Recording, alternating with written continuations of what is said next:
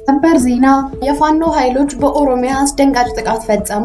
ፋኖ አማራን ተሻግሮ ወደ ኦሮሚያ ዘልቆ በመግባት በተደጋጋሚ ጥቃቶችን እየፈጸመ ነው። ዛሬ ከማለዳ ጀምሮ የፋኖ ኃይሎች በድንገት ወደ ወለጋ ዘልቀው በመግባት ከባድ ኦፕሬሽን ፈጽመዋል። በዚህም ጥቃት በርካታ ወታደሮች መገደላቸውንና መሳሪያዎች እንደተማረኩ ተነግሯል። አቶ ሽመልስን በበኩላቸው ፋኖና ኦነግ ሸኔ ተናበው እያጠቁን ነው ሲሉ ከሰዋል። ጉዳዩን የተመለከተ ሰፊ ዘገባም ይዘናል፣ ታዳምጡታላችሁ። ወያኔ የሚገልባቸው አካላት ክልሉን እየረበሹ ነው። ተመስገን ጥሩነህ የምክትል ጠቅላይ ሚኒስትር አቶ ተመስገን ጥሩነህ ንግግር በከፍተኛ ሁኔታ እያነጋገረ ይገኛል። ምክትል ጠቅላይ ሚኒስትሩ ወያኔ የሚገልባቸው ያላቸው አካላት ክልሉን እየረበሹት ነው ሲሉም ከሰዋል። የክልሉ ፖሊስ ለመስዋዕትነት መዘጋጀት እንዳለበትና ከመከላከያ ሰራዊቱ ጋር ትከሻ እንዳይለካካ ማስጠንቅቀዋል። ባዳና ባንዳ ሲሉ የጠሯቸው አካላትን በጠንካራ ቃላት ወርፈዋል። ይህም ሌላኛው አበይት ጉዳያችን ነው።